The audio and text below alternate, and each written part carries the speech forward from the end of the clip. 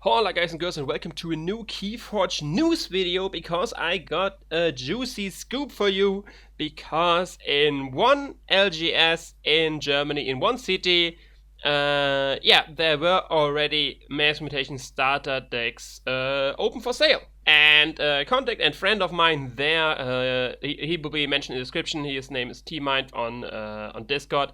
He bought 2 Mass Mutation starter decks, so we have 4 new decks to look at. He sadly only got 2. They are sold out already. I am trying to get in contact with other people who got decks and stuff like that to get look into new cards and stuff like that. But for now, we just have 4 decks to look at. And yeah, what I will cover in this video is what this changes about my enhanced statistics I did in an earlier video, which you can find in the playlist or even linked down in the description, and over the completely new cards. There are some other cards which we didn't know before on the set, which are confirmed but are old cards, but you can find the decks themselves in the description below. There's a Google Drive link, they're all in order. They are in English as well, which is the cool part. So even if you're, they're not in German, so I don't have to translate them and all this good stuff. I can show them on screen and all this good stuff. But going into first the update for the enhanced statistics I did earlier. So if you remember, I did an enhanced statistics video where I just counted how many enhanced symbols are in each deck and how they're distributed in between houses and all this good stuff. And now on screen you can see the old stats and the new stats. I'm not doing them pretty or anything like that. These are just the raw stats.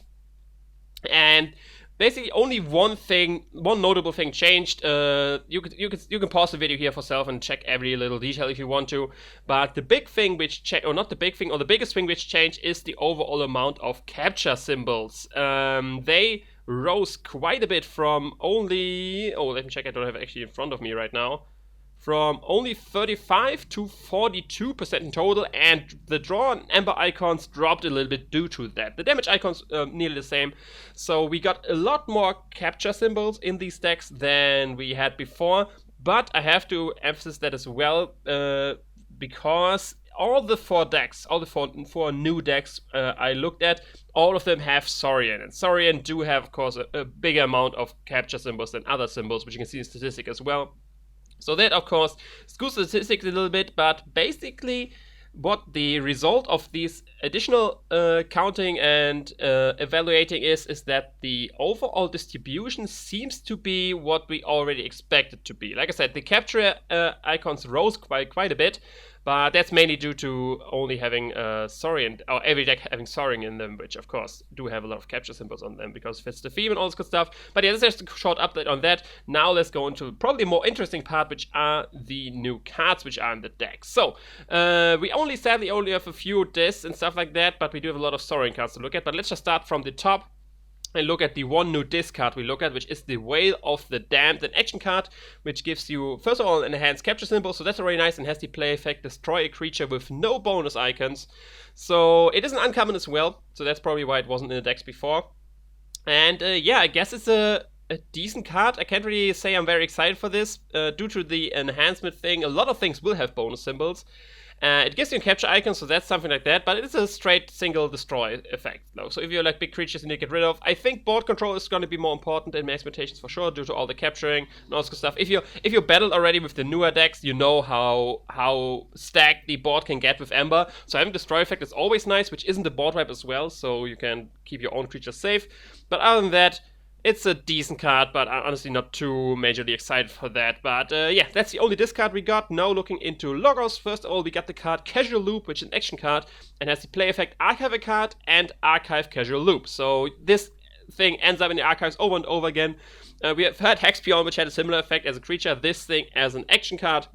And I actually like this card quite a lot, because the archiving is always nice, and if you actually manage to get an extra symbol on this, because there's extra bonus enhanced symbols on cards which recycle themselves as Casual Loop, are going to be very insane. And like I said, I'm a fan of this card, don't mind that, having in my deck for sure. Archive is always nice, and you get it back to hand, you can archive again.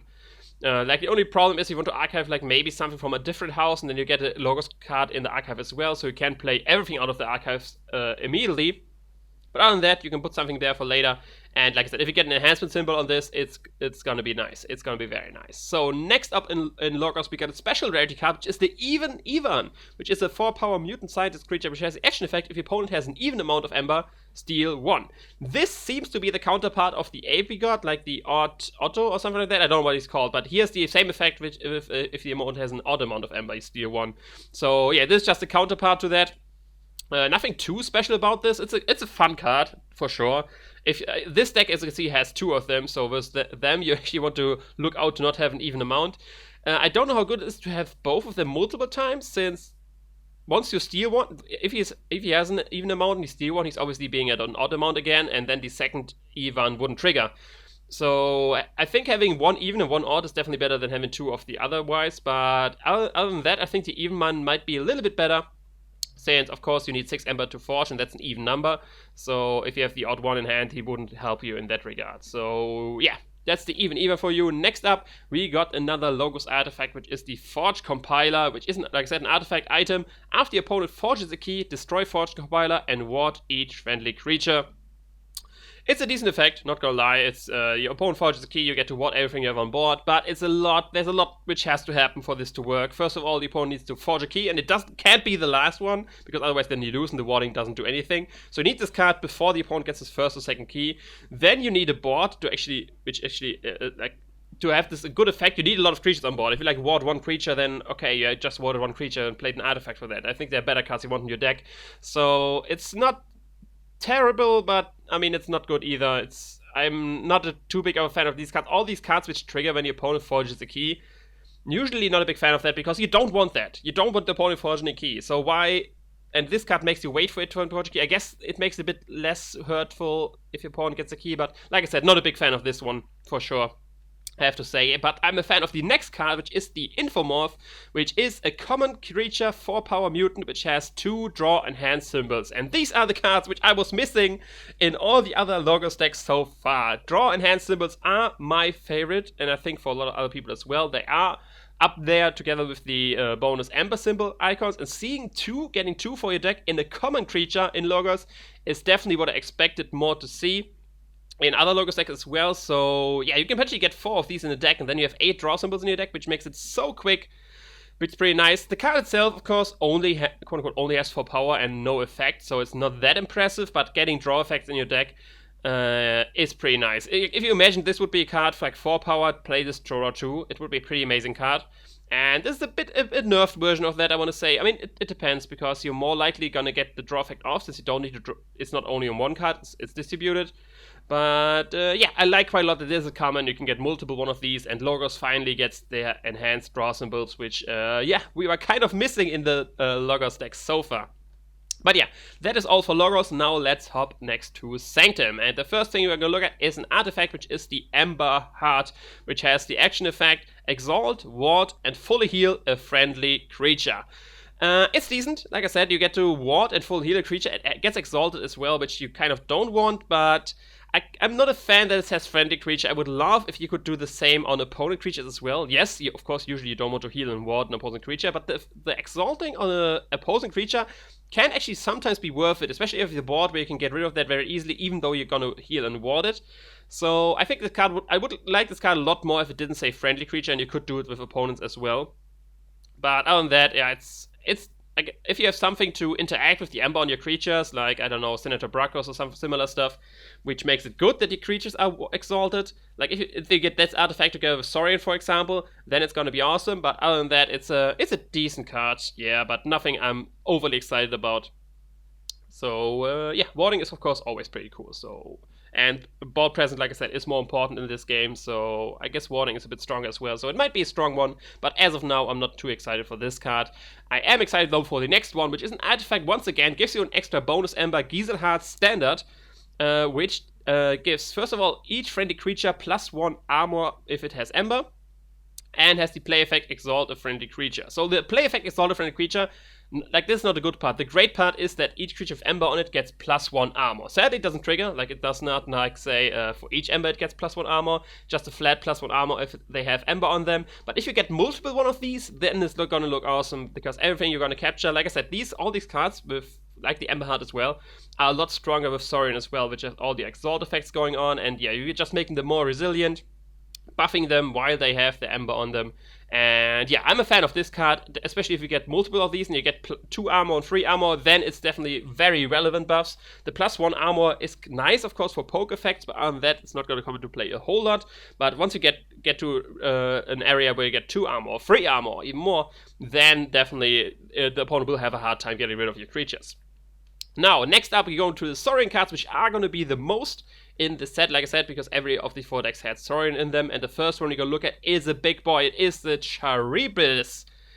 I hope I pronounced that wrong, correct. But yeah, it's a 7-power beast creature, which has the effect each enemy creature gains before fight, lose 1. So it is a big creature with an awesome effect as well. The opponent, every time before he fights, he loses an Ember, so he's not fighting if he doesn't want to lose Ember, and it's on a 7-power creature, which no downside effect. It's only enemy creatures which gain its effect. This is a pretty nice card. It is special rarity as well, so it's not as often in decks, but the reason why it's special is actually pretty cool, because this guy has a partner in crime. He comes in pairs at least. There might be more creatures with effects like this, but yeah, he has another one, which is another big boy, which is Scizor. Another 7-power beast creature which has the effect each enemy creature gains Reap, deal 4 damage to this creature. So you see the theme of both of them.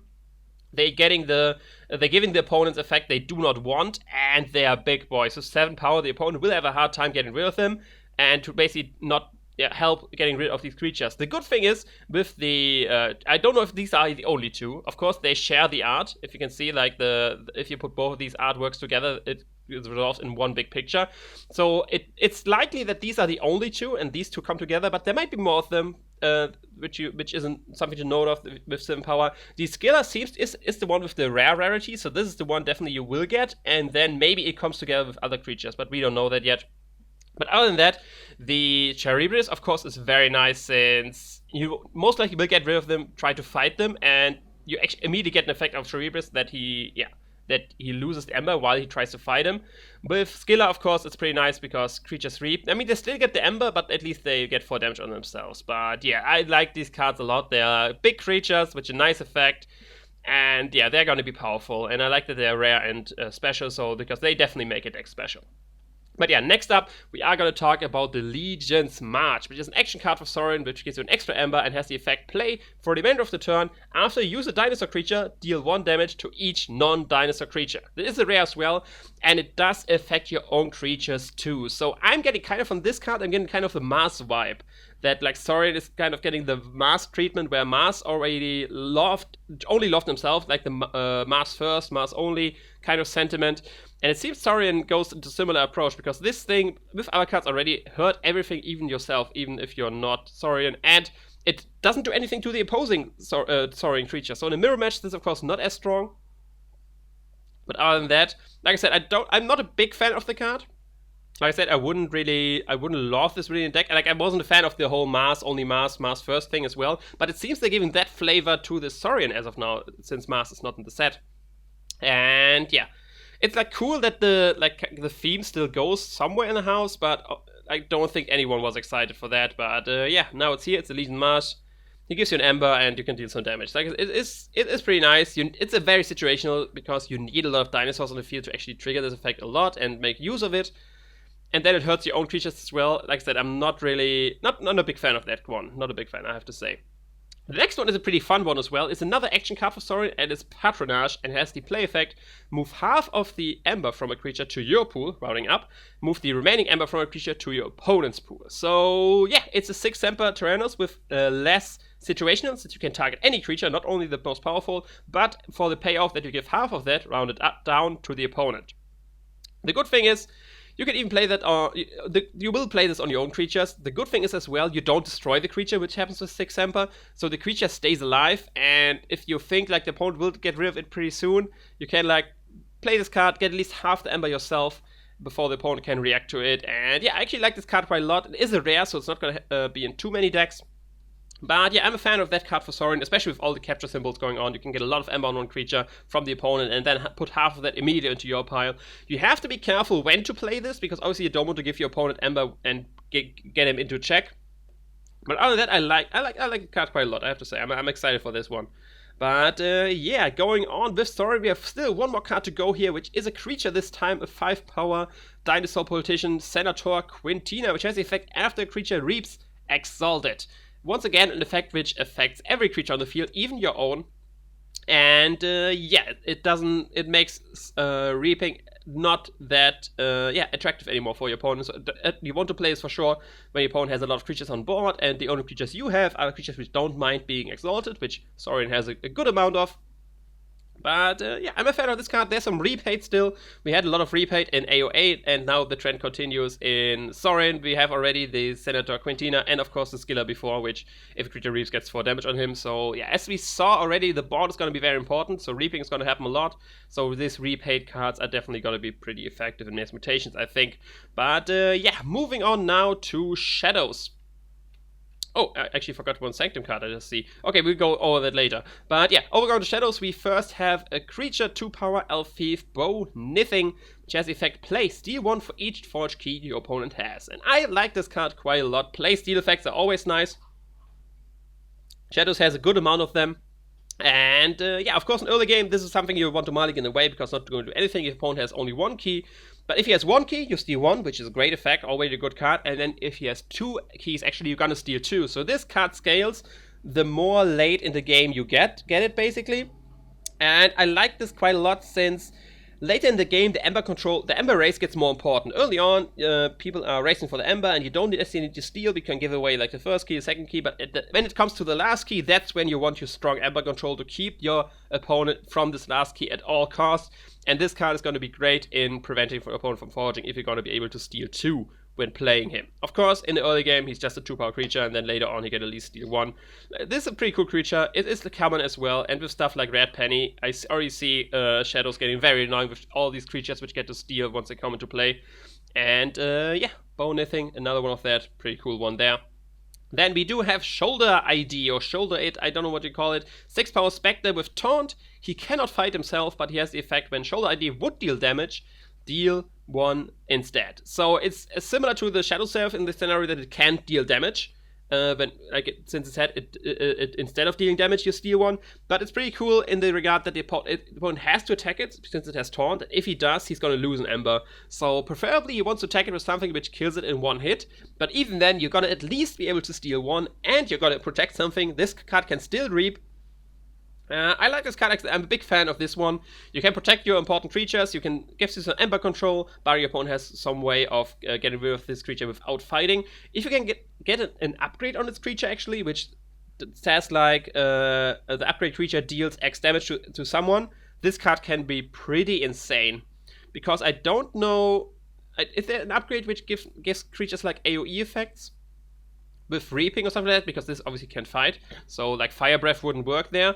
So, but would it then steal for every time it would deal damage to the creature? Because I think, yes, because it would deal damage to each creature. So, I don't know actually this interaction would work. I don't even know if it actually comes into play if their card exists. But with like all the blasters, for example, from Starlines, this card can be pretty nice because you reap, deal 2 damage, and yeah, steal them instead of doing the damage. But you can reap, steal, and stuff like that.